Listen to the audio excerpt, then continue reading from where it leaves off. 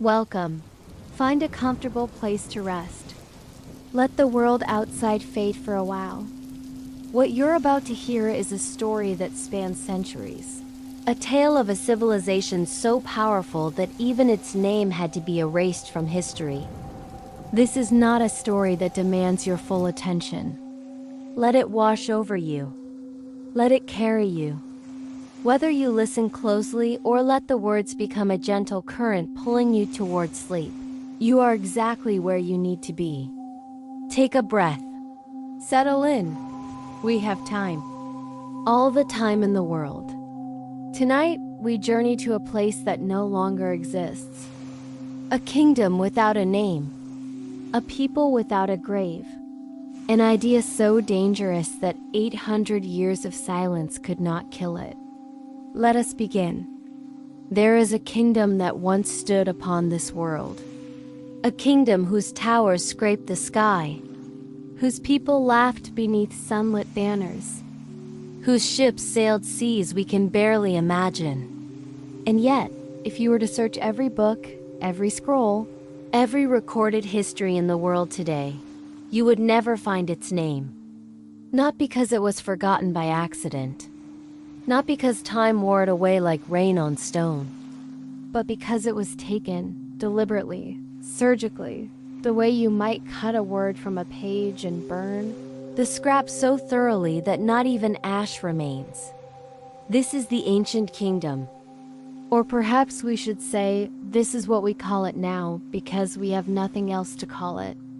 The world government, the authority that rules the seas and sets the law, forbids even the study of this civilization.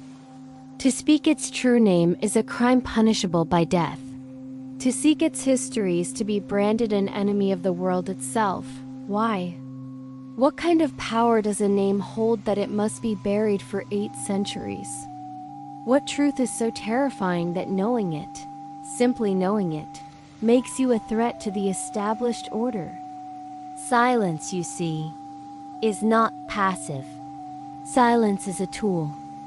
When wielded by those in power, silence becomes a weapon sharper than any blade. It cuts away not just the past, but the very possibility of questioning the present. If no one remembers what came before, how can anyone imagine what might come after? For 800 years, the world government has maintained this silence. They have built their entire foundation upon it. Justice, law, peace, order. All of it rests on a single, unshakable premise. That what came before them was chaos. That what they destroyed deserved to be destroyed. That the kingdom they erased was a threat so existential, so evil, that even mentioning its existence invites catastrophe. But here is the curious thing about Forbidden's history. It weighs more than recorded history. A lie, repeated often enough, becomes light. It floats. It drifts on the wind. But a truth, buried and hidden, grows dense. It sinks into the earth. It waits. And eventually, someone digs. The ancient kingdom left traces. Not in words, not in names, but in stone, in ruins, in machines that should not exist, in bloodlines that carry memories deeper than thought. The more the world government insists the kingdom never mattered, the more its ghost presses against the edges of the present, asking to be remembered. And so we find ourselves here, in a world where the past has been rewritten, but not entirely erased. Where the truth is illegal, but not impossible. Where a name has been stolen, but the echo of what it meant still reverberates through time. What was this kingdom? Why does it matter? And why, after 800 years, does the world government still fear it? The answers lie buried beneath centuries of silence. But silence, like stone, can be broken. Let us begin to dig. Imagine a world without emperors, without a world government, without marines enforcing a single vision of justice across every sea. Imagine a time when the world was not unified under one banner, but fragmented into countless kingdoms, each with its own culture, its own rulers, its own way of life. This was the world before the Void Century, a world we know almost nothing about, and yet we can infer its shape from the shadows it left behind. There was no central authority, no global power dictating law from on high. The seas were open. Knowledge flowed freely. If a kingdom discovered something new, something revolutionary, it was not automatically deemed a threat. Exploration was not a crime. Innovation was not heresy. People simply lived, learned, and built as they saw fit. Of course, this does not mean the world was peaceful. Kingdoms still warred. Pirates still plundered. Tyrants still rose and fell. But the conflicts were local, contained. There was no single force with the reach to crush dissent across the entire planet. No machinery vast enough to rewrite history itself. In this fragmented world, knowledge was not centralized. It was scattered. Every island, every culture, every lineage held its own secrets. The scholars of one land might know things the kings of another had never dreamed. And that was acceptable. Normal, even. The idea that one authority should control what everyone knows, what everyone believes, what everyone is allowed to say. That idea had not yet taken root. This was a world of diversity, not just in people, but in thought, in governance, in possibility. And somewhere in this world, amid all these scattered kingdoms and independent seas, one civilization began to rise. Not through conquest, not by the sword, but by becoming something the world had never seen before. Something so advanced, so philosophically distinct, that its very existence would eventually become unbearable to those around it. This was the ancient kingdom, and its rise would change everything. It did not announce itself with war. It did not demand submission. It simply grew. It built. It learned.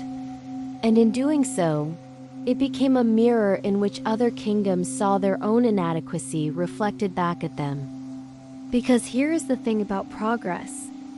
When one civilization leaps ahead, the others are left with a choice. They can learn. They can adapt. They can reach toward that same height. Or they can destroy the thing that makes them feel small. The world before the Void Century was not perfect. But it was open. It was possible. And in that openness, the ancient kingdom found room to become extraordinary. But extraordinary things cast long shadows. And in those shadows, fear begins to grow. The ancient kingdom did not conquer the world. It did not need to. Its influence spread not through armies, but through the simple, undeniable fact of its advancement.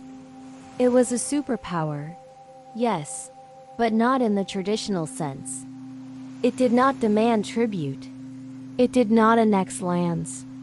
It did not install puppet rulers or enforce ideology at sore point. It simply existed. And that existence was enough to destabilize everything.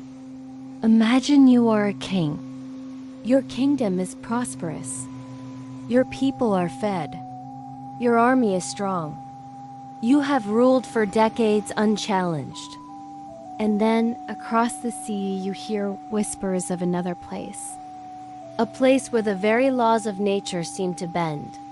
Where machines do the work of 1,000 men. Where the sick are healed by sciences your physicians cannot comprehend. Where knowledge is not hoarded, but shared. At first, you're curious, perhaps even impressed. But then the whispers continue. Your advisors murmur. Your merchants return from distant shores with stories that sound like myths. And slowly, a realization settles over you like frost. You are not as great as you thought you were.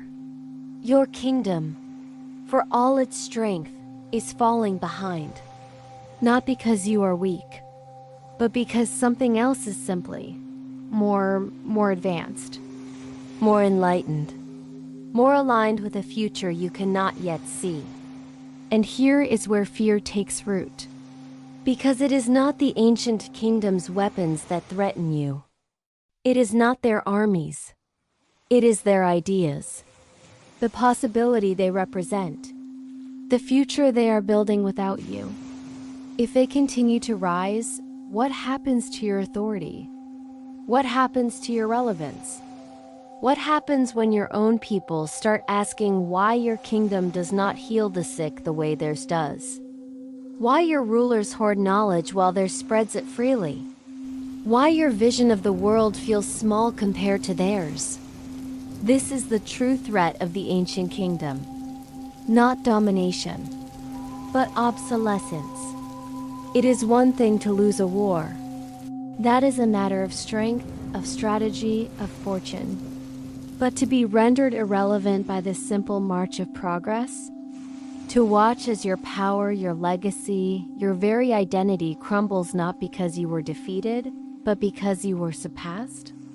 That is a deeper fear, a more primal one. And so the question arises, if a kingdom becomes too advanced, too enlightened, too different from the rest of the world, does it not become a threat by virtue of existing?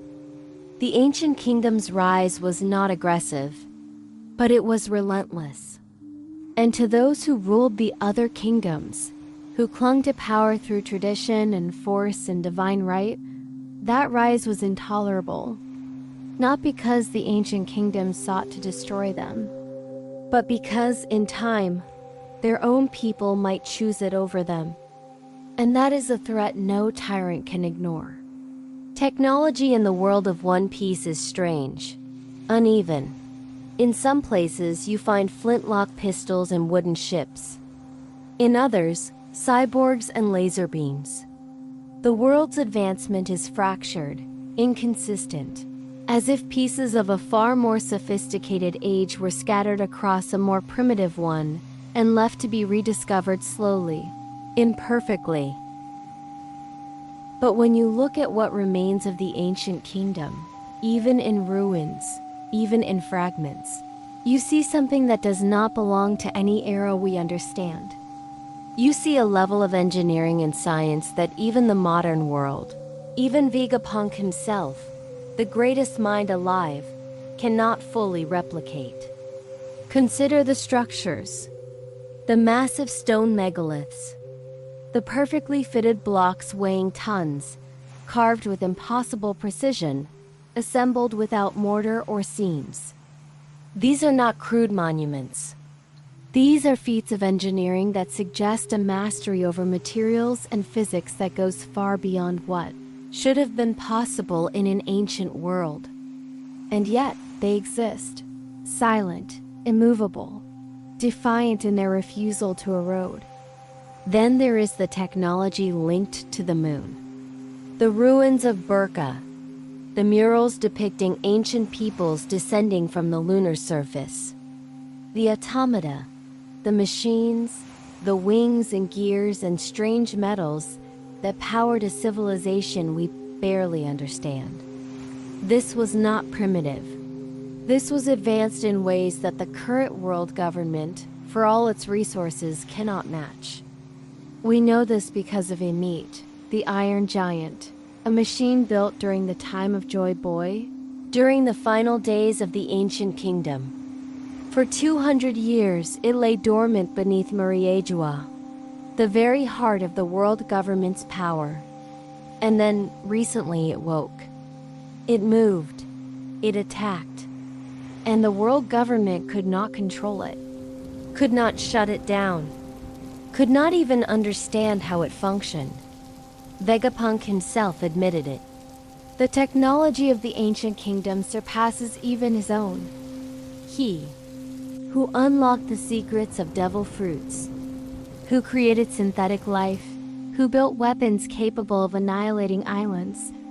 He looks at the remnants of this lost civilization and recognizes that he is standing on the shoulders of giants he cannot see. Why does this matter? Because technology is power, and power, unchecked, is terrifying. The ancient kingdom built machines that could reshape the world. They constructed weapons of such devastating potential that their very existence was a deterrent. They understood energies, materials, principles of science that the modern world is only beginning to rediscover. And they did all of this not in the present, where centuries of accumulated knowledge might justify such leaps, but in the distant past, when the rest of the world was still learning to sail. To the kingdoms that would eventually unite against them, this was not inspiring. It was horrifying. Because if the ancient kingdom could build such things, what would stop them from using them? If they possess power so far beyond anyone else's, what guarantee was there that they would not, one day, decide to enforce their will upon the world? The fact that they had not done so yet was, perhaps, irrelevant. The potential was there. The capability. And potential, in the hands of others, is always a threat. So the ancient kingdom's technology became one more reason to fear them. Not because they wielded it cruelly, but because they wielded it at all. And fear, given enough time, always finds a way to justify itself. There are 3 weapons. 3 instruments of apocalyptic power. Created in the time before the Void Century, and never forgotten. Despite every effort to bury them beneath history, Pluton, Poseidon, Uranus, even their names carry weight. They are not merely tools of war. They are forces of nature, given form, capable of reshaping the very surface of the world, of sinking islands, of commanding the seas themselves, of raining destruction from the heavens. And they were built by the ancient kingdom. Why? This is the question that haunts every discussion of these weapons. If the ancient kingdom was as enlightened as the fragments suggest, if their ideals centered on freedom and knowledge and shared prosperity, why would they create instruments capable of ending the world? The answer, perhaps, lies in understanding what deterrence means. A deterrent is not a weapon you use.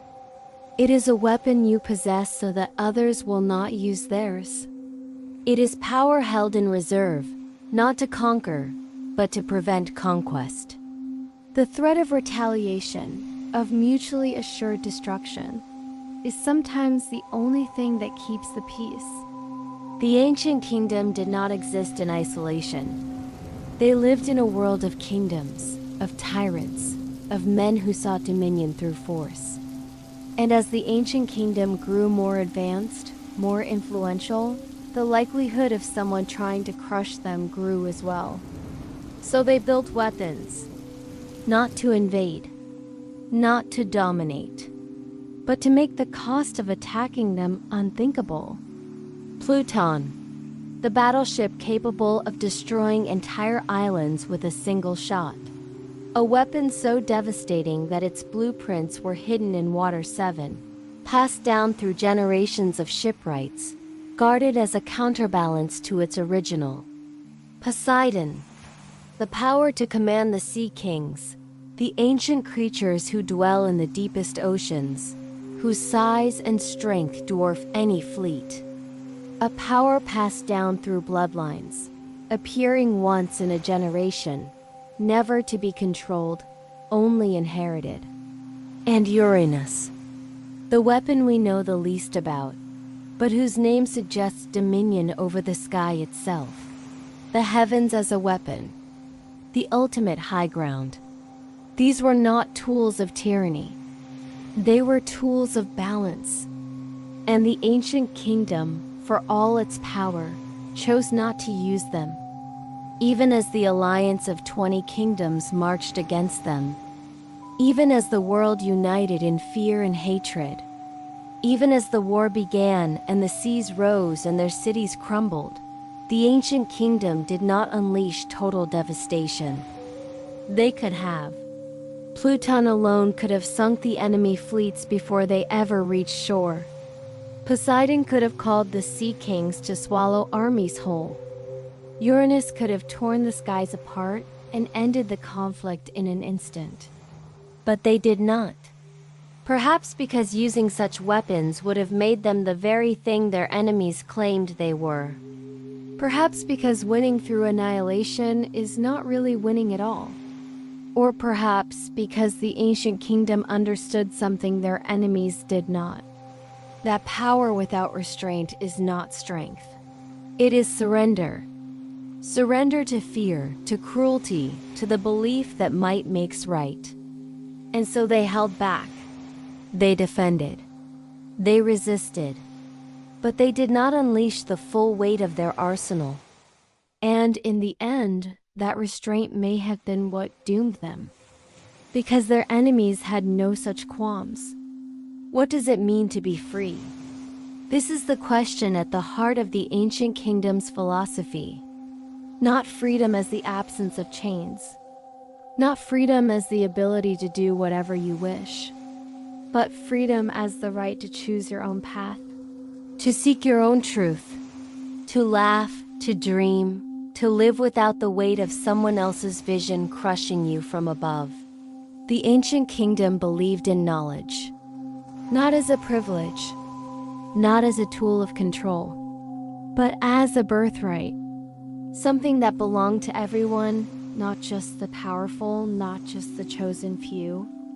They believed in the future, not as something dictated by kings or gods, but as something built collectively, through shared effort, through inherited will. The idea that what you begin, others will finish. That your dreams do not die with you, but are passed forward, carried by those who come after. And they believed in joy, in laughter, in the simple, radical notion that life should be more than survival, more than obedience, more than fear. These were not just ideals. They were a way of life. And in a world ruled by tyrants, where power flowed from divine right and unchallenged tradition, these ideals were dangerous. Because if people believe they are free, they stop obeying. If people believe knowledge belongs to them, they stop accepting lies. If people believe the future is theirs to shape, they stop fearing change. And that is intolerable to those who rule through fear. This is why the ancient kingdom's philosophy was more dangerous than any weapon. Pluton could destroy an island, but an idea could destroy an empire. We see the echoes of this philosophy in the world today. In the Straw Hat Pirates, in Luffy, who laughs in the face of impossible odds, who refuses to bow to emperors or gods, who believes with absolute certainty that people should be free to chase their dreams. In the Will of D, the inherited drive to challenge the world's status quo, to defy fate, to carry forward something that was never finished. In Joy Boy himself, the legendary figure whose name still echoes across centuries, whose promise, though broken, was never abandoned. The ancient kingdom may have fallen. Its name may be lost. Its cities may lie in ruins beneath the sea. But its philosophy survived, scattered, fragmented, passed down through bloodlines, through poneglyphs, through stories that refuse to die. Because you can kill a people. You can burn their cities. You can erase their name from every record. But you cannot kill an idea. Not if even one person remembers it. Not if even one person believes. And that is what the world government has been fighting for 800 years. Not the remnants of an ancient army. Not the ruins of a lost civilization. But the possibility that someone someday, might remember what the ancient kingdom stood for and choose it over them. Fear is a strange thing. It can paralyze. It can divide. But under the right circumstances, it can also unite. The ancient kingdom did not conquer the world. It did not wage wars of expansion. It did not demand submission. And yet, despite this, or perhaps because of it, it became the single greatest threat the world had ever known. Not through action, but through existence. Imagine you are one of the 20 kingdoms. You have ruled your land for generations. Your lineage is divine, or so you claim. Your authority is absolute. And then you look across the sea and see a civilization that does not need gods to justify itself, that does not hoard knowledge to maintain control, that thrives not through domination, but through progress. And your people begin to notice. They begin to ask questions. Why do we live this way when they live that way? Why do our rulers fear knowledge when they share it freely? Why does our kingdom stagnate while there's advances? This is the fear, not of invasion, not of war, but of irrelevance, of being exposed as lesser, not by force, but by comparison. And so the narrative begins to shift. The ancient kingdom is not just different. It is dangerous. Its refusal to submit to traditional authority is not enlightenment. It is arrogance. Its advancement is not progress. It is a threat. The kingdoms begin to whisper, to spread stories, to reframe their fear as righteousness. The ancient kingdom seeks to overthrow the natural order, to impose its will upon the world, to destroy everything sacred, everything stable, everything good. Never mind that there is no evidence of this. Never mind that the ancient kingdom has done nothing to justify these claims. The fear is real, and fear does not need proof. It only needs repetition. And so the misinformation spreads. The propaganda takes root. And slowly, the fragmented kingdoms of the world begin to see a common enemy. Not because the ancient kingdom threatened them individually, but because its existence threatened the very foundation of their power. If the ancient kingdom is allowed to continue, if its ideas spread, if its way of life becomes the standard by which all others are judged, then the old kingdoms, the old rulers, the old gods become obsolete. And so they make a choice. Not a moral choice. Not a just choice. But a choice born of desperation and self-preservation. They choose to destroy it. Not in the name of truth, but in the name of survival. In the name of stability. In the name of justice, as they have redefined it to suit their purposes. Fear, wrapped in the language of righteousness, becomes policy. And policy, backed by the combined might of the world's kingdoms, becomes war. The ancient kingdom never sought this conflict. But it does not matter. The war is not about what the ancient kingdom did. It is about what it represents. And what it represents is change. And change, to those who cling to power, is the greatest threat of all. There is a moment in history, a single point in time, when everything shifts. When individual fear becomes collective action. When scattered kingdoms, each with their own ambitions, their own rivalries, their own pride, look at one another and realize they share a common enemy. This is the moment the alliance is born. 20 kingdoms, not allies by choice, but by necessity. United not by friendship, but by fear. They have nothing in common except this: the ancient kingdom must fall. It is an unprecedented coalition. Kingdoms that have warred with each other for generations now stand side by side. Old grudges are set aside. Old borders are ignored. Because the alternative, the continued existence of the ancient kingdom, is more terrifying than any petty conflict among themselves. This is not a war of equals. The ancient kingdom is more advanced, better equipped, philosophically and technologically superior. But the Alliance has something the ancient kingdom does not. Numbers. Sheer, overwhelming, relentless numbers. The ancient kingdom may be able to build machines that defy understanding. They may wield weapons capable of sinking islands. But they are one civilization. And the Alliance is 20. 20 armies. 20 fleets. 20 reservoirs of manpower and resources. And while the ancient kingdom's technology is superior, it is not limitless. Every battle won is a victory that costs resources they cannot easily replace. Every soldier lost is a gap that cannot be filled. The Alliance does not need to be better. It only needs to be more. And so the strategy becomes clear. Not a swift, decisive strike, but attrition, a prolonged war. A grinding, relentless campaign designed not to outfight the ancient kingdom, but to outlast it. This is the birth of collective tyranny. The moment when power, recognizing its own inadequacy, chooses unity over truth. When fear is codified into law.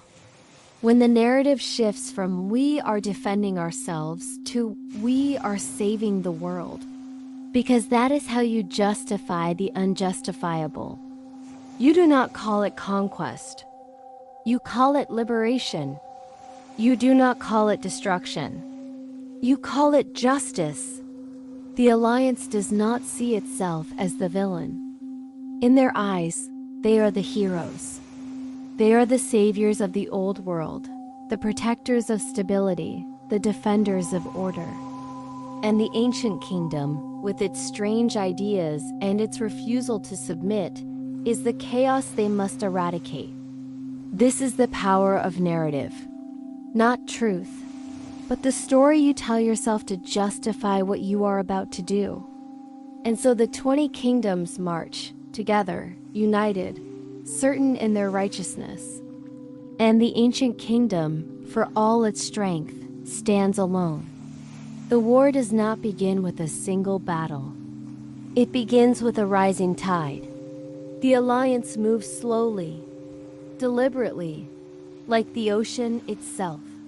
And perhaps that is fitting, because the ocean, in the end, will define this war more than any army ever could. The ancient kingdom is prepared. They have known this was coming. Perhaps not the exact moment, not the precise coalition, but the inevitability of it. You cannot rise so far above the rest of the world without drawing envy, without drawing fear, without eventually drawing blades. And so they fortified. They prepared.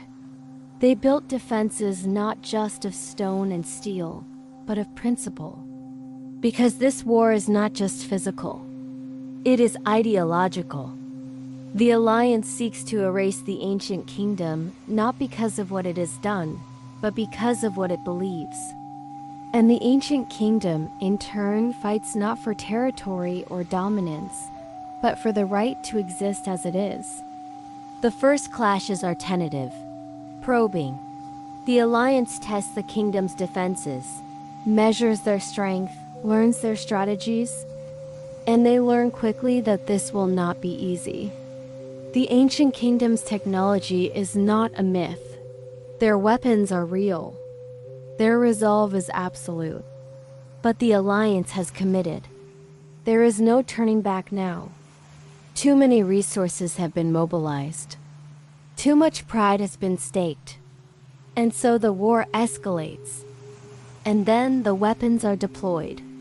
We do not know which side used them first. Perhaps it does not matter.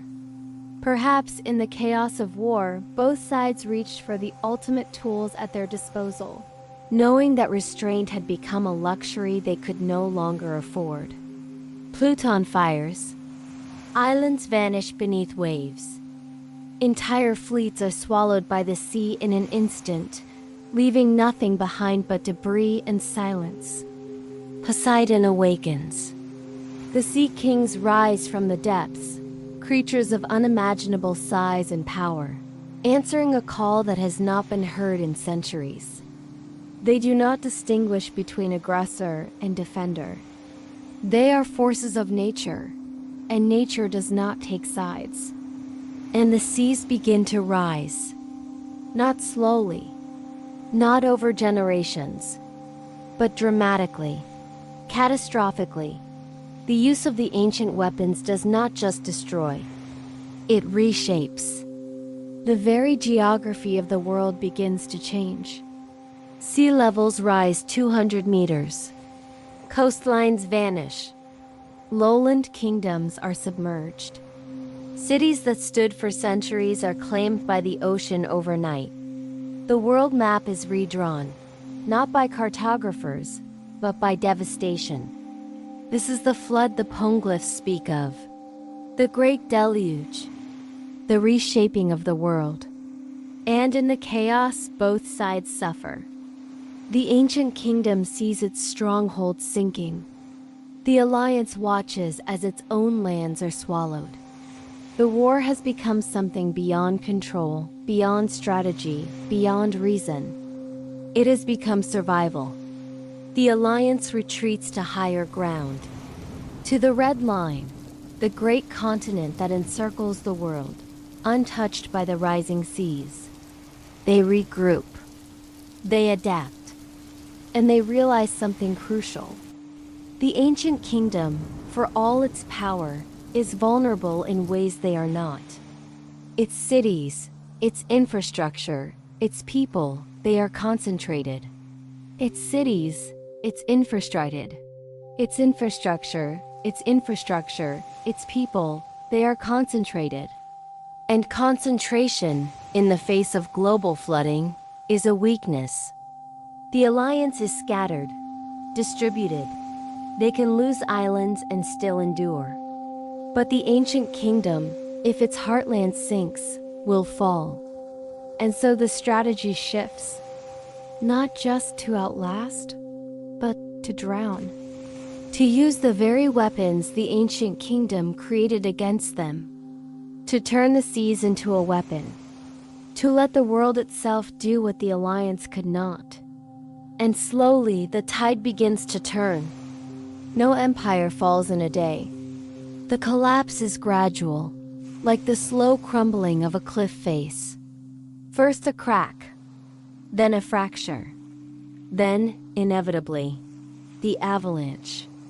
The ancient kingdom has held for years, perhaps decades. The exact length of the Void Century War is unknown, but we know it was not swift. It was brutal, grinding, a conflict that drained both sides to the brink. But attrition is a war of resources, and the Alliance has more. More soldiers, more land, more allies.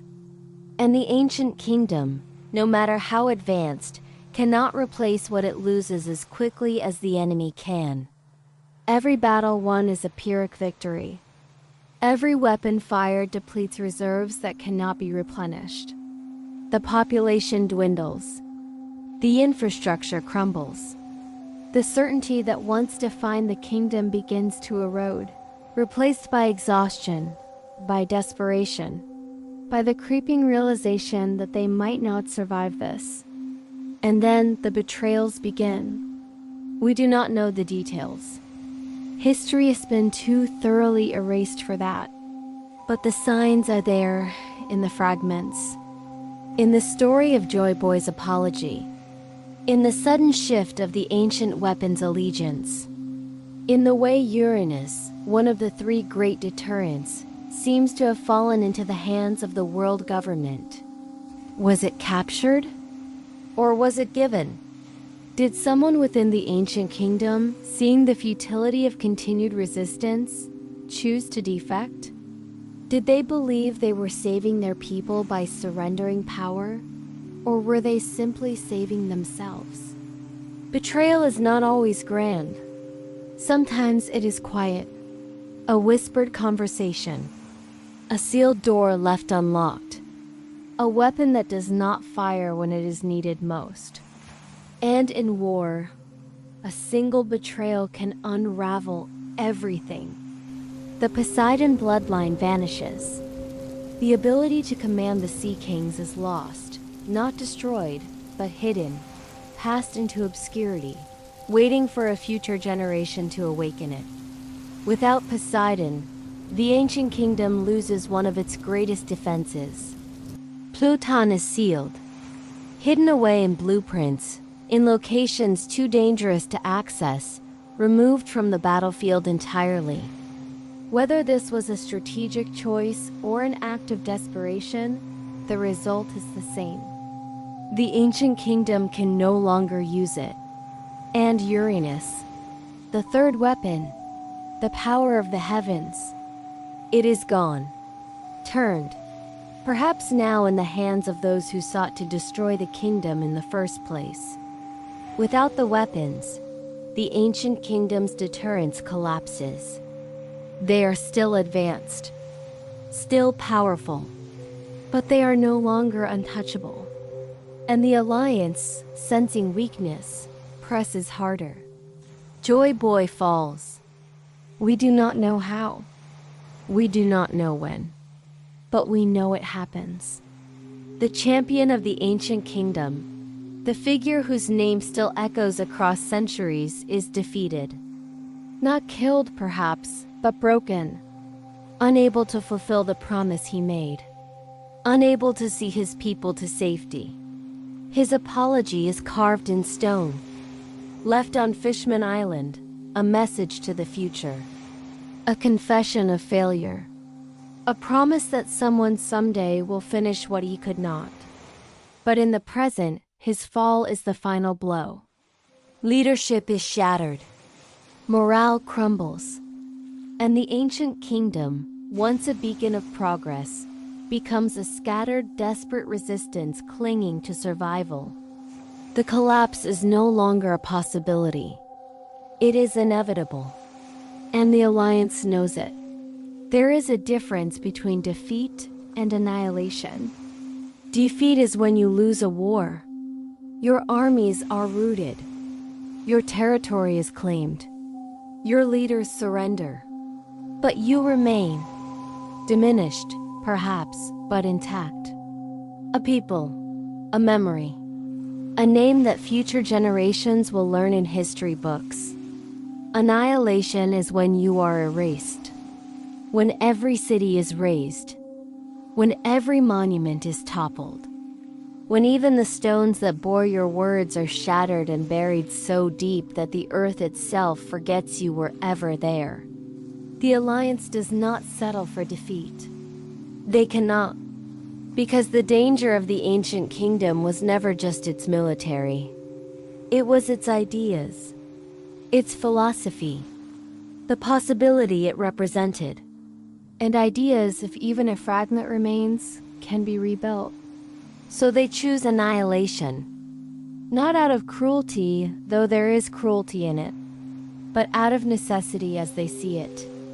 The ancient kingdom cannot be allowed to survive in any form, not as a nation, not as a culture, not even as a myth.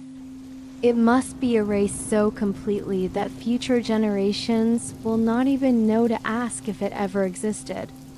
And so the victors do not stop at conquest. They burn. They demolish. They sink the remnants of the kingdom beneath the risen seas. The cities that once touched the sky are dragged beneath the waves, entombed in darkness, forgotten by all but the ocean itself. The survivors scatter. Some flee to distant islands, carrying fragments of knowledge, pieces of the old world, hoping to preserve something, anything, that might one day be rediscovered. They become the ancestors of clans like the Kazuki, the keepers of Forbidden's history. The D, scattered across the seas, carrying a will they do not fully understand, but cannot abandon. Others are hunted. The alliance does not stop at the kingdom's borders. They pursue. They root out anyone who might remember, anyone who might rebuild, anyone who might carry the old ideals forward as a threat, and threats must be eliminated. And slowly, methodically, the ancient kingdom is wiped from the world. Its cities vanish. Its monuments are destroyed. Its people are dispersed or killed. Its name is Forbidden's. Its history is rewritten. And the Alliance, having won, does not celebrate. They do not erect statues to their victory, because to acknowledge what they destroyed is to acknowledge that it existed in the first place. So they do the only thing they can. They forget, deliberately, systematically. They erase the ancient kingdom from their own history as thoroughly as they erased it from the world. Victory through erasure, not dominance, not subjugation, but the complete, total removal of an entire civilization from human memory. And for 800 years it works, almost. In the ashes of the ancient kingdom, one name survives.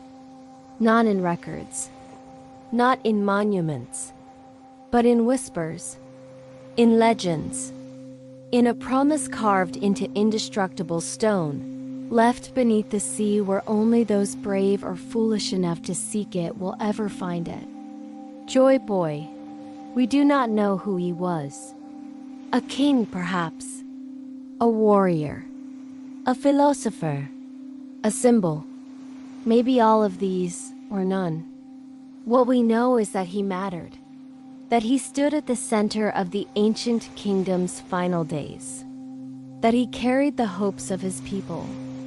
And that, in the end, he failed. Not through cowardice, not through weakness, but through the simple, brutal reality that sometimes, no matter how strong you are, no matter how righteous your cause, the world breaks you anyway. Joy Boy made a promise to the people of Fishman Island, and perhaps to others as well. A promise of freedom, of a better world, of a future where the ancient divides between surface and sea, between human and fishman, between the powerful and the powerless, would be erased. He could not keep it. The war consumed him. The collapse of the kingdom stole the future he had envisioned. And so he did the only thing he could. He apologized. The poneglyph beneath Fishman Island bears his words. An apology etched in stone, meant to last until the end of time. A confession that he could not do what he promised. That the dream would have to wait. But it is not an apology of surrender. It is an apology of delay. Because Joy Boy did not abandon the promise. He passed it forward. This is the essence of inherited will. The idea that what you cannot finish, others will. That your dream does not die with you, but is carried by those who come after. That the fight is not over, only paused, waiting for the right person, the right moment, the right time to begin again. For 800 years, that promise has waited. Buried beneath the sea. Carved into stone that cannot be destroyed. A message to the future. Someone will come. Someone will inherit this will. Someone will finish what Joy Boy started. And when they do, the world will change. We see the echoes of Joy Boy everywhere in the present. In Luffy, who laughs in the face of impossible odds. In the Straw Hats, who defy emperors and gods without hesitation. In the slow, inevitable march toward a confrontation that has been building for centuries. Joy Boy is not a person. Not anymore. He is an idea. A symbol. a promise that refuses to die. And the world government knows this. They have spent 800 years trying to erase him, and yet his name still carries weight. His promise still echoes. His will still finds new inheritors. Because you cannot kill a promise. Not if it is carved deep enough. Not if it matters enough. And this promise the one Joy Boy made and could not keep is perhaps the most dangerous thing the ancient kingdom ever created. Not a weapon, not a machine, but hope. Hope that one day, the world will be different. That the tyranny of the present is not eternal. That freedom, true freedom, is not just a dream, but a destiny. Asterisk and hope, once ignited, is impossible to extinguish. When you know you are going to lose, when you see the walls closing in and the flames rising and the certainty of your own destruction looming on the horizon, you have a choice. You can surrender. You can flee. You can accept that everything you built will be lost. Or you can ensure that even if you fall, the truth does not fall with you. The Kazuki clan chose the latter. They were stoneworkers, masons, artisans who understood materials in ways most people never will. They knew how to carve, how to shape, how to make something that would last not for years, not for centuries, but forever. And so, in the final days of the ancient kingdom, as the seas rose and the cities burned and the alliance closed in for the kill, the Kazuki created the poneglyphs. Massive stone tablets, indestructible, carved with a language the rest of the world could not read, filled with the history the world government would spend the next 800 years trying to erase. This was not an act of defiance, not in the loud, violent sense. It was quieter than that, more patient. It was the act of people who knew they would not live to see justice, but who believed with absolute certainty that justice would come. Someday, the poneglyphs were scattered, hidden across the world, buried in ruins, placed in the keeping of allies, of distant kingdoms, of anyone who might protect them until the time was right. Some bear pieces of the true history, the story of the ancient kingdom, its rise, its fall, the crimes committed against it. Others are road poneglyphs, markers pointing toward a destination. Laughtail, the island where the final truth waits.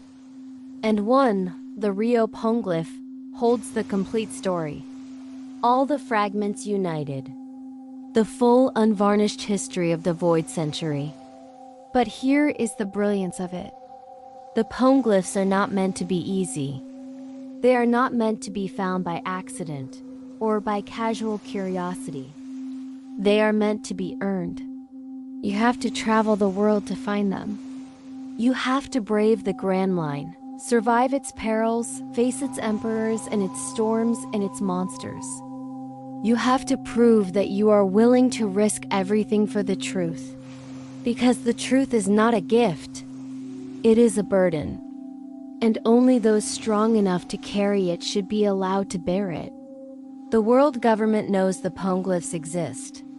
They have spent centuries trying to destroy them, and they have failed every time. The stones are indestructible, literally. No force they possess can crack them, let alone erase them. And so they do the next best thing. They make it illegal to read them. They hunt down anyone who can decipher the ancient language. They destroy entire islands like O'Hara for daring to study the Forbidden's history. But even that fails. Because knowledge, once created, cannot be truly destroyed. It spreads. It hides. It waits.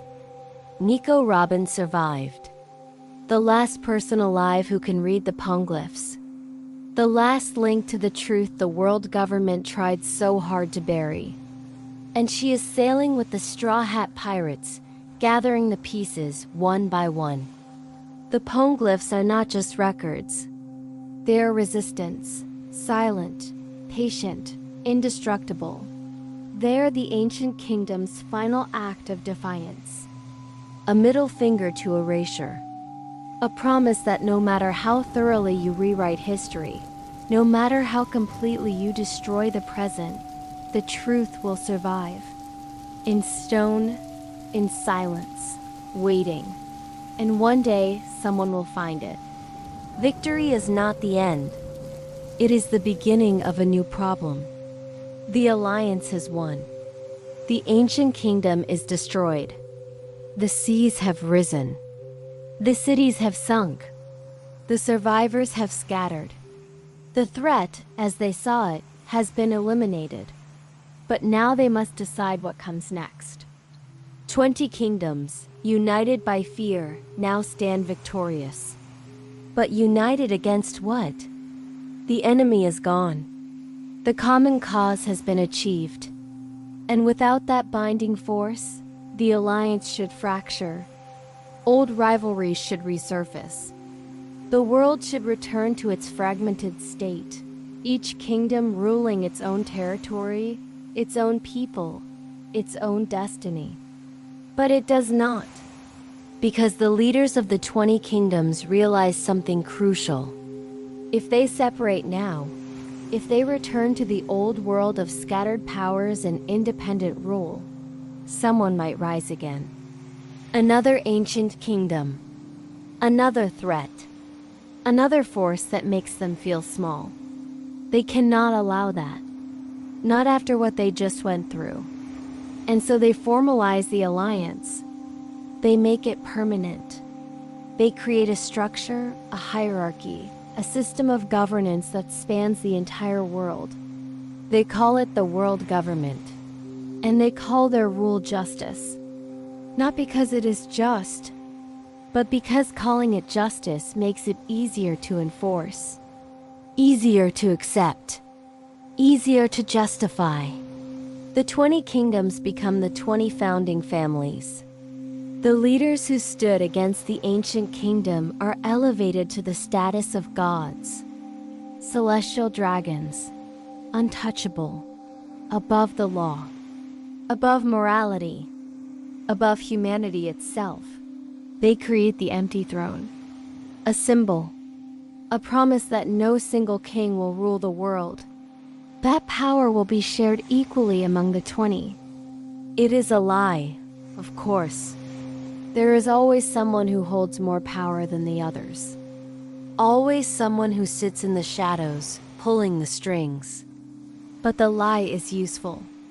It gives the illusion of fairness, of balance. And the world, exhausted from war, desperate for stability, accepts it. The world government does not present itself as a conqueror. It presents itself as a savior. It saved the world from the ancient kingdom. It brought order from chaos. It ended the war. And now it will ensure that such a war never happens again. By controlling everything. Knowledge is centralized. The study of history is regulated. The poneglyphs are forbidden. Archaeology is a crime. Anyone who seeks the truth of the void century is branded a criminal, hunted, erased. The Marines are formed. A military force loyal not to any single kingdom, but to the world government itself. They enforce the law. They punish dissent. They ensure that no one, anywhere, can rise to threaten the established order. And the narrative is written. The ancient kingdom was evil. The 20 kingdoms were heroes. The void century is not a mystery. It is a closed chapter, a dark time best forgotten. This is the birth of the system that rules the world today. Not a government born from the will of the people, but a government born from fear. From the desperate need to ensure that the world never changes again. Because change to those in power is the ultimate threat. And so the world government builds its foundation on a single, unshakable principle. Control. Control the seas. Control the knowledge. Control the narrative. Control the future. And for 800 years, it works. Almost. There is power in a name. A name is identity. It is legitimacy. It is the proof that something existed, that it mattered, that it was real. Take away a name, and you take away more than a word. You take away the ability to remember, to honor, to mourn, to rebuild. The world government understands this. And so, in the aftermath of their victory, they do something that no conqueror in history had done before. They do not simply defeat the ancient kingdom. They erase it. Not just its cities, not just its people, but its name. Speaking it becomes a crime. Writing it becomes treason. Even researching it, even asking what it was called, is punishable by death. Why? Because a name is a rallying point. It is something people can cling to, something they can rebuild around. If the ancient kingdom's name survives, then its legacy survives. And if its legacy survives, then its ideas survive. And ideas, as we have established, are the most dangerous things in the world. The world government criminalizes archaeology. They burn libraries. They hunt down scholars. Anyone who seeks the truth of the void century is declared an enemy of the world. O'Hara was not the first. It was simply the most famous. An island of scholars dedicated to uncovering the past, to understanding the poneglyphs, to learning what was lost. And the world government obliterated it. Not with armies, but with a buster call, a naval bombardment so complete, so overwhelming, that the island itself was wiped from existence. Every man, woman, and child, every book, every record, every fragment of knowledge, all of it gone. And the message was clear. This is what happens when you seek the forbiddens. Professor Clover, the lead scholar of O'Hara, discovered the name of the ancient kingdom. He was about to speak it, to share it with the world. And the world government killed him mid-sentence. Not because the name itself had power, but because once spoken, it could not be unspoken. Once people knew it, they could search for it. They could remember it. They could rally around it. And that was intolerable. The name is the key, the final piece, the thing that, once revealed, could undo 800 years of carefully constructed lies. Because if the world learns what the ancient kingdom was called, they will ask why it was erased. And if they ask why, they will start to uncover the truth. And if they uncover the truth, the world government's entire foundation collapses. This is why, after 8 centuries, the name is still forbidden. Why the Marines still hunt scholars? Why the mere act of studying the poneglyphs is treated as a capital offense? Because a single word, spoken aloud, could destroy an empire. And the world government knows it. So they bury it. They guard it. They kill for it. And they pray that no one ever speaks it again. You can destroy a kingdom. You can erase a name. You can rewrite history, burn books, kill scholars, outlaw knowledge. But you cannot kill a will. Inherited will is not a law of nature. It is not a devil fruit power. It is something deeper, more primal. The idea that what matters to you does not die when you do. That your dreams, your hopes, your defiance can be passed forward to those who come after. The ancient kingdom fell. Its people were scattered. Its name was erased. But its will survived. In the D clan is not a family. not in the traditional sense. They are scattered across the world, disconnected with no shared culture, no common language, no unified goal. And yet, they carry something. A legacy, a drive, a refusal to bow. Monkey de Luffy, Gall de Roger, Portgas de Ace, Trafalgar D, Waterlaw, Marshall, Deitch. They are pirates, marines, revolutionaries, warlords. They have nothing in common except this: the letter D in their name, and a tendency to defy the world. The world government fears them, not because they are strong, though many of them are, but because they represent something the government cannot control. The possibility that the ancient kingdoms will still lives, that its ideals, its defiance, its refusal to accept tyranny have been passed down through bloodlines, through generations, waiting for the right moment to resurface.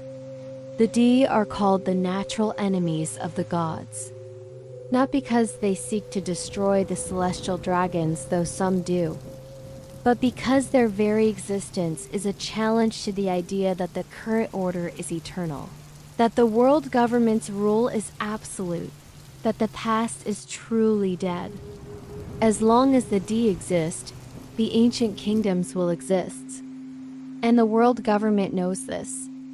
They have spent centuries trying to eradicate the D bloodline, hunting them, killing them, trying to stamp out every last trace. And they have failed, because the will is not in the blood. It is in the spirit. And spirit, once awakened, cannot be killed. This is why the world government still fears the ancient kingdom, even 800 years after its fall. Not because of what it was, but because of what it might become again. Because somewhere out there, someone will inherit that will. Someone will learn the truth. Someone will speak the forbidden's name. And when they do, the world will remember. And the world government, for all its power, will have to answer for what it did. The ancient kingdom did not leave behind only knowledge. It left behind machines.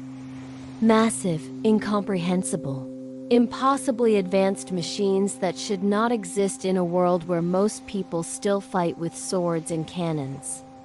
Emet the Iron Giant is the most famous. For 200 years, it lay dormant beneath Muriajua, the seat of the world government's power. A relic of the past, assumed to be harmless, dead, and then it woke up. During Joy Boy's time, it rampaged through the Holy Land. A single machine, attacking the celestial dragons, the very gods of the world. They could not stop it, could not destroy it, could only wait for it to exhaust whatever energy source powered it and collapse again. And recently, it woke a second time, reacting to something. A signal, perhaps. A resonance.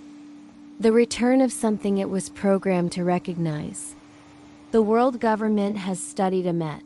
They have tried to understand it, to replicate it, to control it. They have failed. Vegapunk, the greatest scientific mind alive, admitted as much. The technology of the ancient kingdom is beyond him. He can analyze it. He can marvel at it. But he cannot recreate it. Because the knowledge required to build such things is not just technical. It is philosophical, cultural, a way of thinking that the modern world has lost. The ancient kingdom did not just build machines. They built them with a purpose, with intent. And that intent is woven into every gear, every circuit, every incomprehensible mechanism. Emet is not the only relic. There are others, scattered across the world, buried in ruins, hidden in forgotten places. The moon technology, the automata on Skypea, the megastructures that defy explanation. all of them remnants of a civilization that understood science in ways we no longer do. And the world government hoards them, not to use, but to control. Because if these technologies were to spread, if they were to be understood, if they were to be replicated, the balance of power in the world would shift. The common people would have access to tools that rival the might of the Marines. Pirates would become unstoppable. Kingdoms would rise and fall overnight. And the world government, for all its authority, would lose its monopoly on force. So they lock the relics away. They study them in secret. They ensure that no one else can access them. Control, once again. Not through use, but through denial. But the relics are waking up, slowly, one by one, reacting to something in the world. A shift, a change, the return of something long absent. And when they fully awaken, when the dormant giants rise and the ancient machines stir, the world will remember what the ancient kingdom was capable of, and it will be too late to stop it. History does not repeat, but it rhymes. The world today is not so different from the world before the Void Century. It is fragmented, divided, ruled by fear and force. The world government controls the seas. The Marines enforce the law.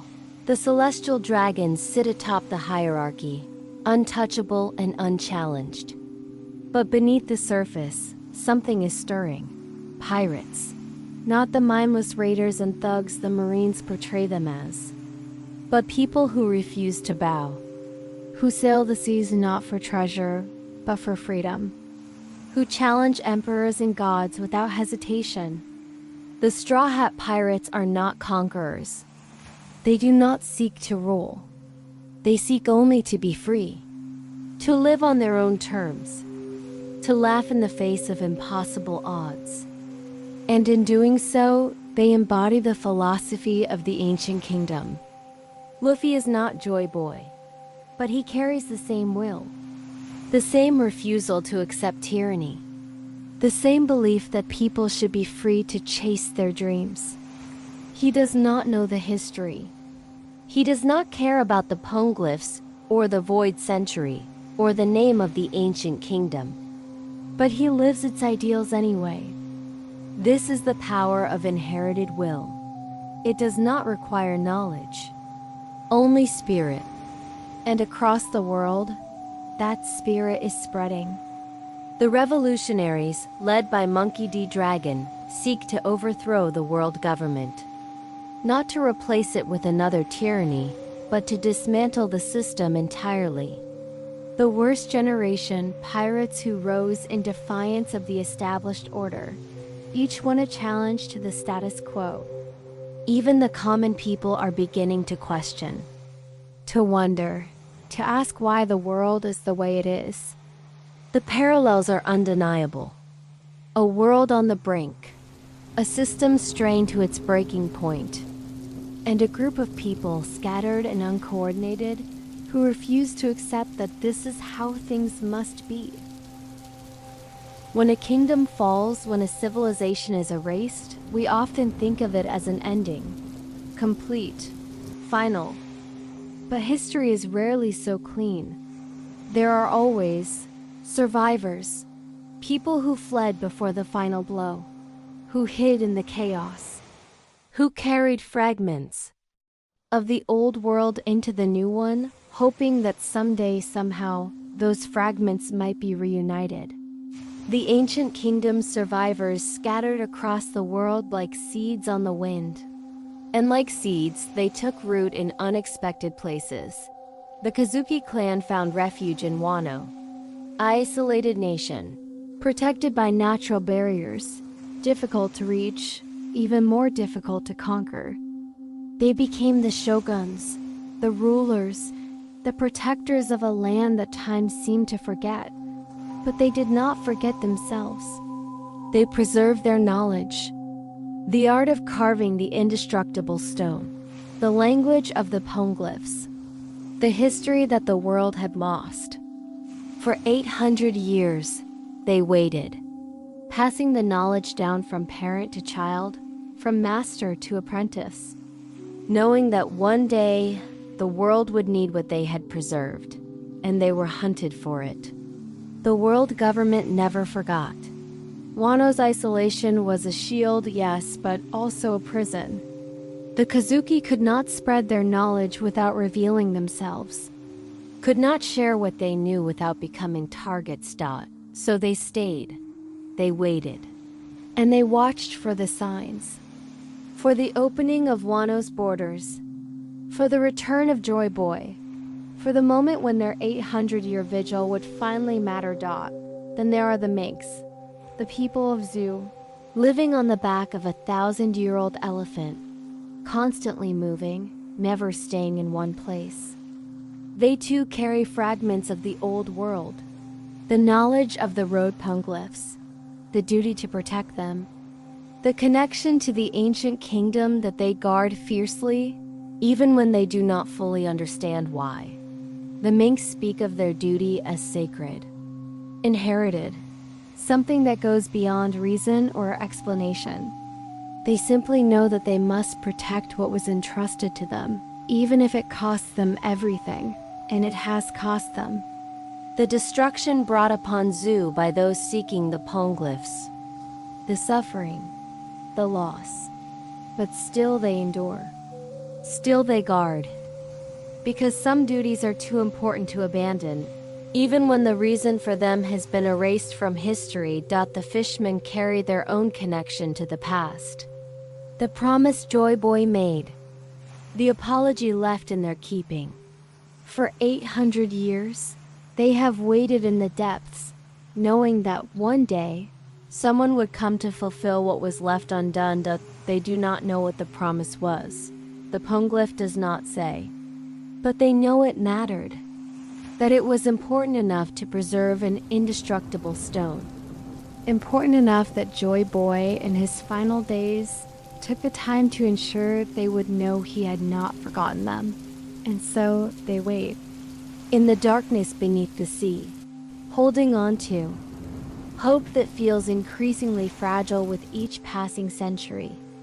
These are the keepers, the inheritors, the people who carry pieces of a puzzle they cannot see the whole of. Each clan, each tribe, each isolated group holding one fragment, waiting for the day when all the pieces will come together. But there are others, survivors who did not form clans or preserve knowledge, who simply lived, who scattered so thoroughly that they forgot what they were running from. Not all of them know their heritage. Most do not. They carry the name like a curiosity, a strange middle initial that marks them as different, but not why. And yet, something persists in them. A tendency, a drive, a refusal to accept the world as it is. Monkey D. Luffy does not know he carries the will of the ancient kingdom. He would probably laugh if you told him. But he lives it anyway. The freedom, the defiance, the absolute certainty that people should be allowed to chase their dreams, no matter what the world says. Roger found Laugh Tale, learned the truth, and laughed. Not because it was funny, but because after 800 years of silence, the absurdity of it all, the tragedy and the hope mixed together, demanded laughter.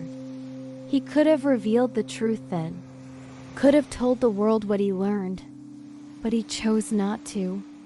Because the world was not ready. The pieces were not in place. The time was not right. So he did what Joy Boy did. He passed it forward. He sparked the great pirate era. He set the world in motion. He ensured that eventually someone would follow in his footsteps and finish what he started. The survivors of the ancient kingdom are not a unified group. They do not know each other. They do not coordinate. They do not even know, in most cases, that they are connected. But they are.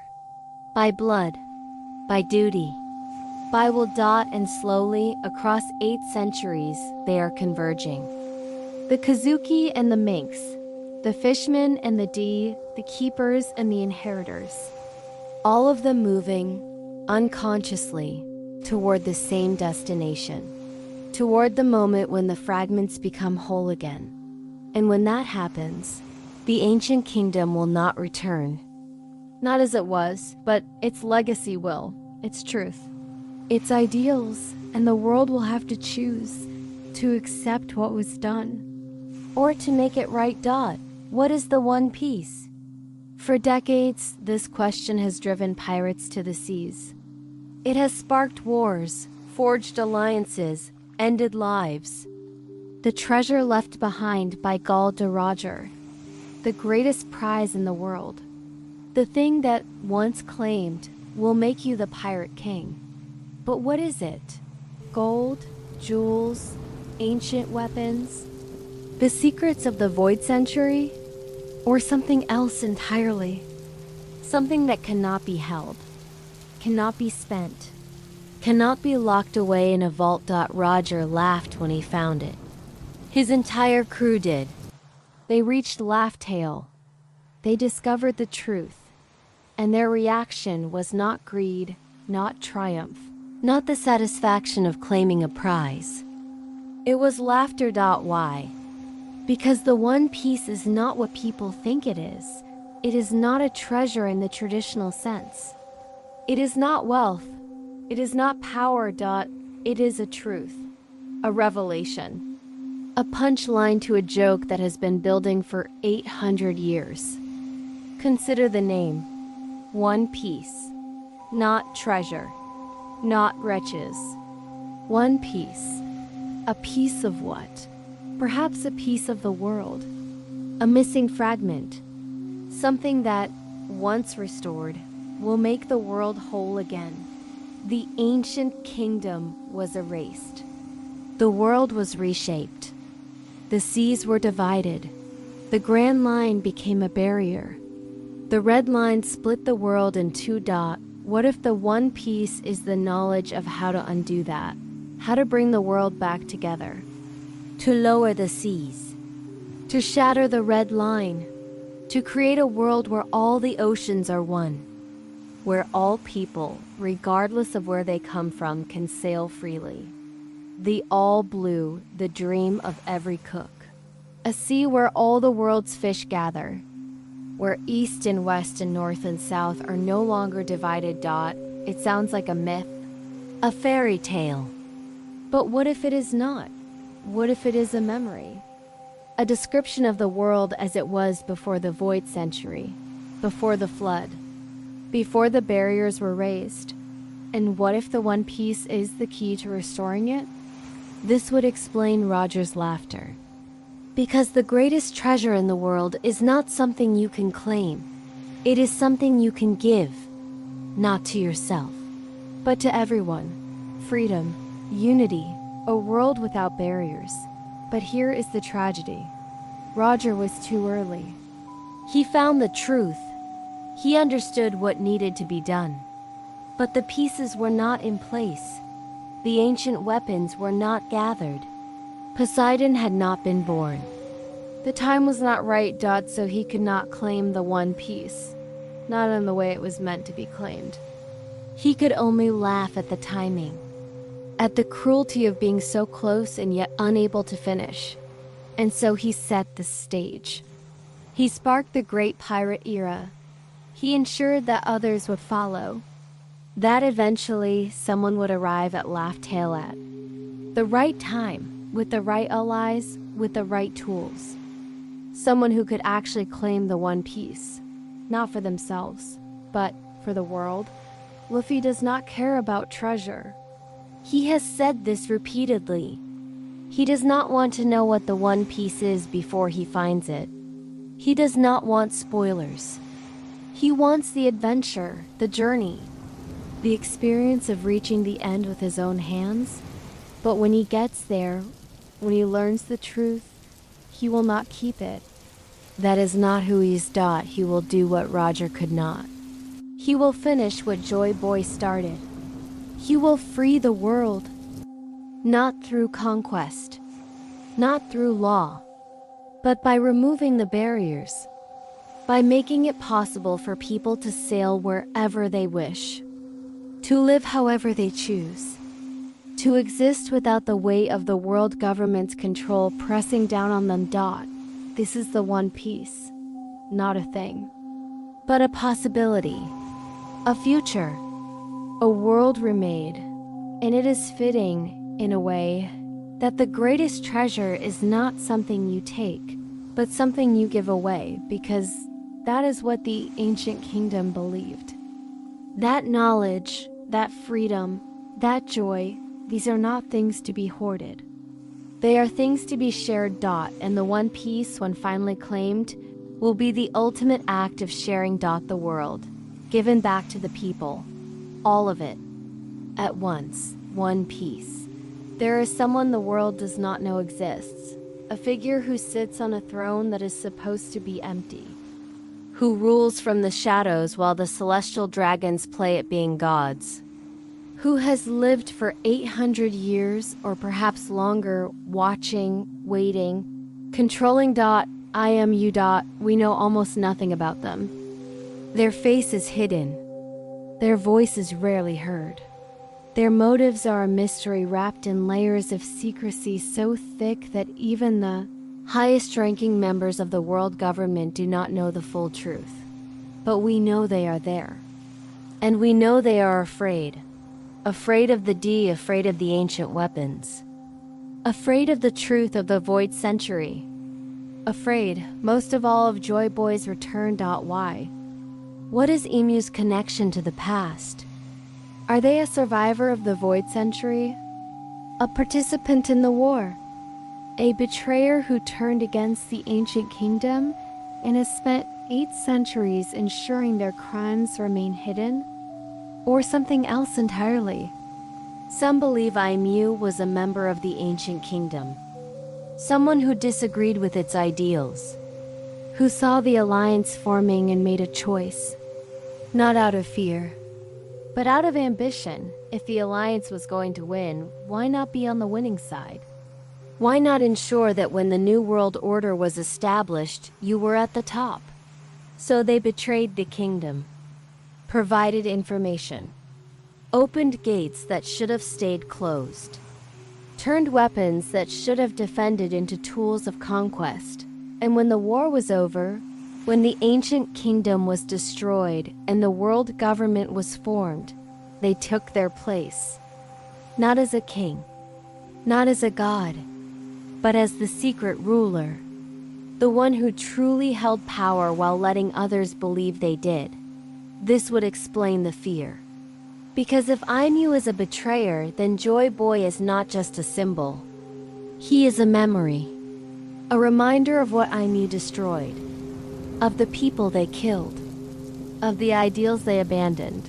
And if Joy Boy returns, if someone inherits his will fully, then Emu's 800-year reign ends.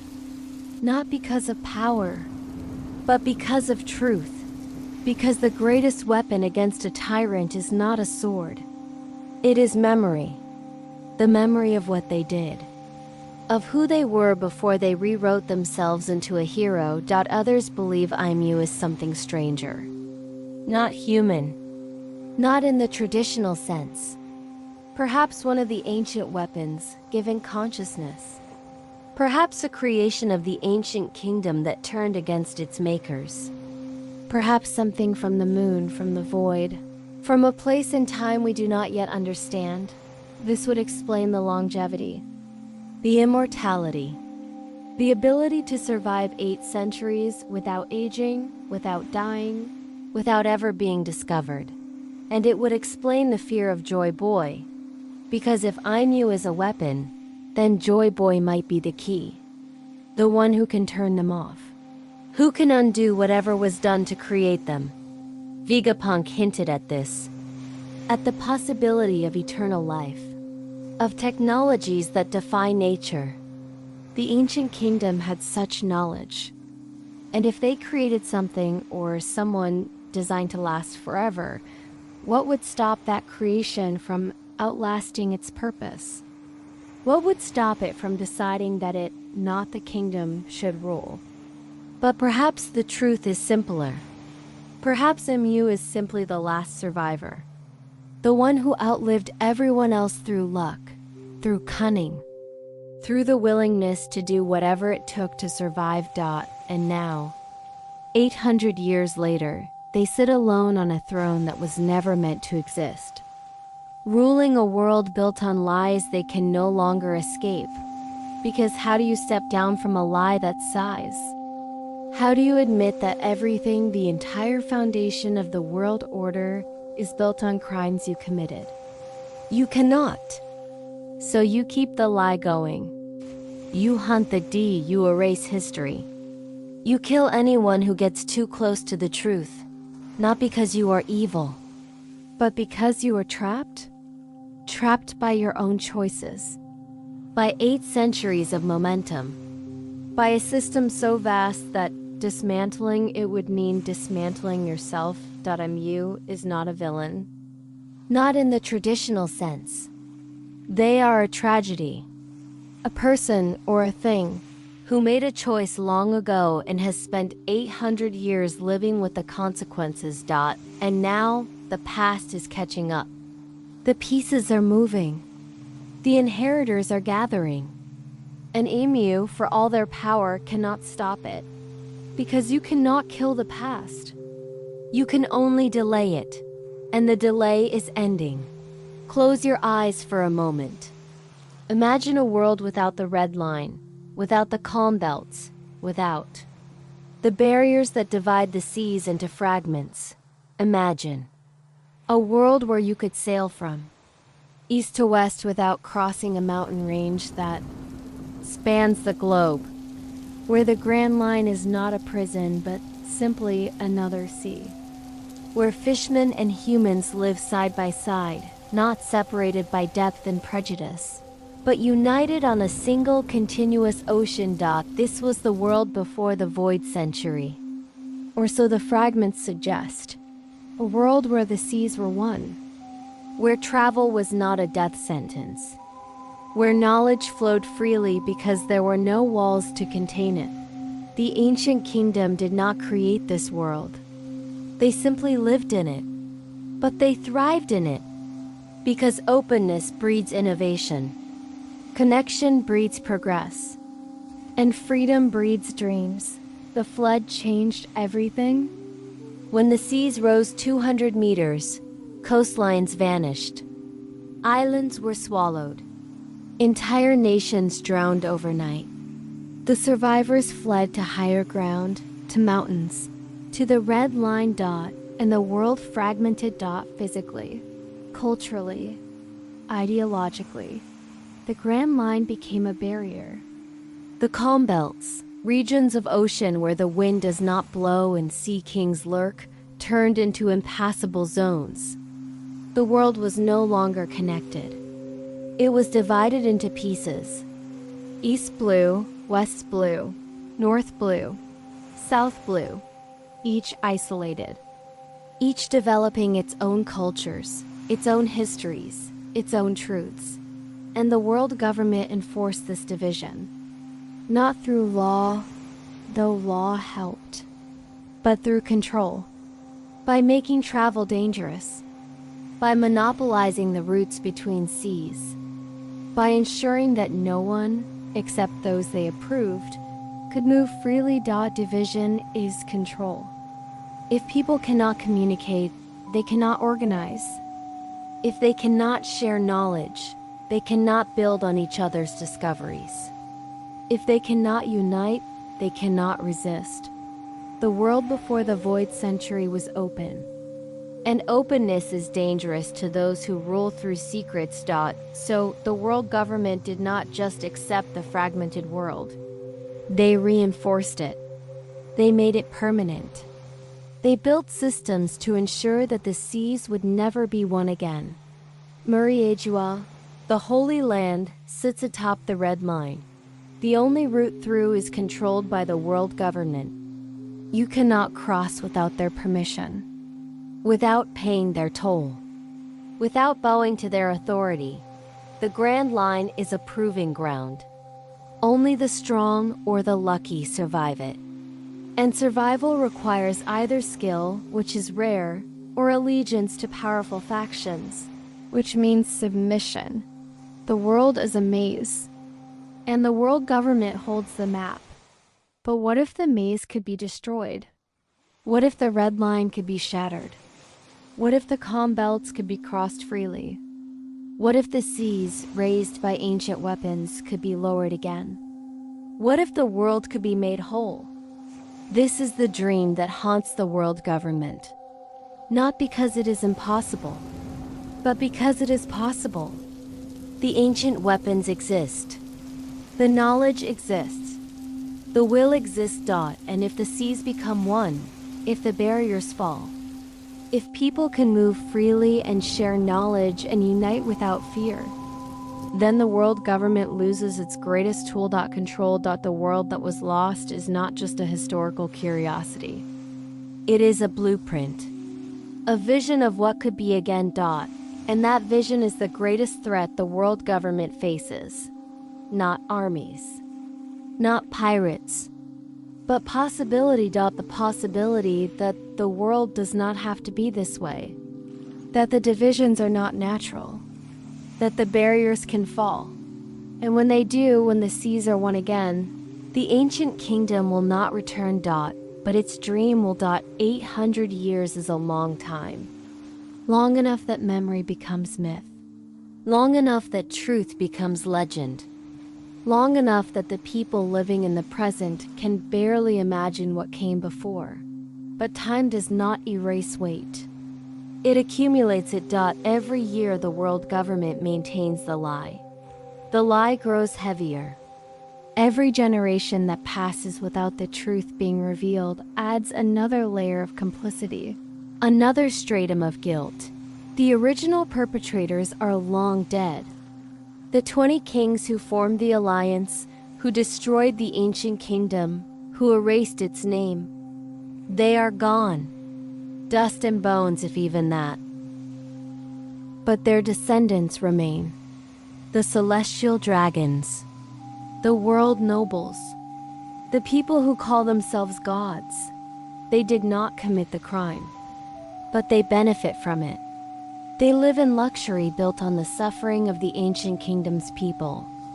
They enforce laws designed to keep the truth buried. They perpetuate a system they did not create but choose every day to maintain. Does that make them guilty? Or are they simply inheritors of a crime they cannot undo? This is the question that haunts any discussion of justice. How do you punish a crime committed centuries ago? How do you hold accountable people who were not there, who did not choose this, but who profit from it nonetheless? The world government has no answer. So they avoid the question. They deny the crime. They erase the evidence. They kill anyone who asks. Because once you admit guilt, you must make amends. And how do you make amends for 800 years of oppression? How do you repay a debt that vast? You cannot. So you deny it. You call it justice. You rewrite the story so that you are the hero, not the villain, but the weight remains. In the laws that must be enforced. In the scholars who must be silenced. In the constant gnawing fear that one day, someone will speak the forbidden's name and the entire edifice will collapse. 800 years of lies require constant maintenance. You cannot simply tell the lie once and walk away. You must repeat it, enforce it, kill for it, every day, every year, every century. And with each repetition, the lie grows more fragile. Because systems built on falsehoods always crack eventually. The question is not whether they will fall, only when. The world government knows this. That is why they hunt the D, why they guard the poneglyphs so fiercely, why they respond to even the smallest threat with overwhelming force. because they are not defending a kingdom. They are defending a lie. And lies, no matter how old, are always vulnerable to truth. The weight of 800 years is not something you can carry forever. Eventually, it crushes you, and the world government is beginning to buckle. The ancient kingdom fell because it stood alone. But the modern era is different. The resistance is not centralized. It is everywhere, in every sea, in every kingdom, in every heart that refuses to bow. And the world government cannot erase everyone. The world is approaching another turning point, another void century, another moment when everything changes. And this time, the outcome might be different. The story is not over. The truth is not yet revealed, but the pieces are in motion, and we can begin to see where they might lead. Laugh Tale, the final island, the place where the Rio Poneglyph waits, the complete history, the full truth of the void century. When the Straw Hats reach it, when Robin reads the final words, the world will change. Not immediately, not with a bang, but with a revelation. The name of the ancient kingdom will be spoken. And once spoken, it cannot be unspoken. The truth will spread. Slowly at first, whispered, shared, passed from island to island, from sea to sea. And the world government will be forced to answer. They will deny it, of course. They will call it lies, propaganda. They will hunt down anyone who spreads the truth. But it will not matter, because the truth, once released, is impossible to contain. Some believe that the voice of all things will play a role, that Luffy, or someone like him, will broadcast the truth to the entire world, not through words, but through will, through connection. Through the same power that allows Roger to hear the Poneglyphs, that allows Luffy to understand the Sea Kings. A global awakening. A shared memory. The entire world remembering, all at once, what was taken from them. Others believe the ancient technology will return. That the machines, the relics, the dormant giants will awaken fully. That the knowledge the ancient kingdom possessed will be rediscovered, not by Vegapunk alone, but by the world.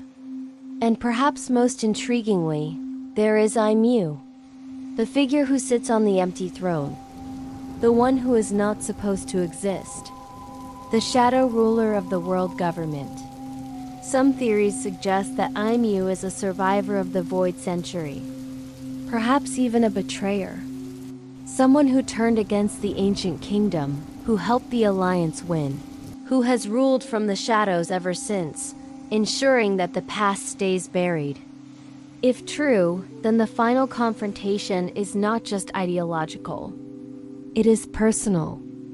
A settling of accounts that has waited 800 years. And then there is the sea itself, the great flood that reshaped the world. Some believe it will happen again, that the ancient weapons, once fully understood, will be used to reverse the damage, to lower the seas, to reveal the sunken cities, to restore the world to what it was before the Void Century. A world united, not by force, but by the removal of barriers. The red line shattered, the grand line opened, the seas made whole again. One piece, the treasure, the dream. Perhaps it is not a thing, but a world. A future where the divisions that define the present no longer exist. We do not know. Not yet. But the story is moving toward an answer. And when it comes, the world will never be the same. Why does any of this matter? Why does a kingdom that fell 8 centuries ago still resonate today? Because truth always resurfaces. Always. No matter how deeply you bury it. No matter how thoroughly you erase it, no matter how many centuries pass, erasure fails. It fails because knowledge is not a static thing. It is alive. It moves. It hides. It waits. And when the time is right, it reemerges. The world government has spent 800 years trying to kill the past. And they have failed. The poneglyphs remain. The D survive. The will persists. Because you cannot kill history. You can only delay it. And delay, inevitably, ends. This is why the ancient kingdom matters. Not because of what it was, but because of what it represents. The possibility that the world can be different. That tyranny is not eternal. That the systems that seem unshakable can, in fact, be broken. Every generation inherits the world as it is. And every generation has a choice. Accept it, or change it. The ancient kingdom tried to change it, and they were destroyed for it. But their attempt was not in vain, because they planted seeds, ideas, wills, promises carved in stone. And those seeds, given time, grow. We are living in the harvest. The moment when those seeds, buried for centuries, are finally beginning to sprout. And the world government, for all its power, cannot stop a forest from growing. Truth is patient. It does not demand immediate recognition. It does not rage against the silence. It simply waits. And when the time is right, it speaks. The ancient kingdom is speaking, not through voices, but through echoes, through the people who carry its will, through the poneglyphs that refuse to erode, through the machines that refuse to die. And the world is beginning to listen. This is why it matters, not as history, but as prophecy. As proof that nothing, not even the most powerful government in the world, can silence the truth forever. The past is not dead. It is not even past. It is alive. It is waiting. And it is coming. And so we come to the end of this journey, or perhaps the beginning of understanding. The ancient kingdom is gone. Its cities are ruins. Its people are scattered. Its name is forbidden. But it is not forgotten. It lives in the stones, in the wills, in the laughter of a boy who refuses to bow to emperors. Truth does not die. It only sleeps. And sleep, like all things, eventually ends. If you are still listening, thank you. If you have drifted, if the words have become a gentle current carrying you toward rest, that is good too. This story will be here when you wake. The past is patient. It has waited 800 years. It can wait a little longer. Close your eyes if you wish. Let the world fade. Let the questions drift. There is no urgency here. No rush. The truth will still be there tomorrow, and the day after, and the day after that. Because some things are too heavy to be buried forever. Some things rise. Rest now. The ancient kingdom is not going anywhere, and neither are you. Sleep well.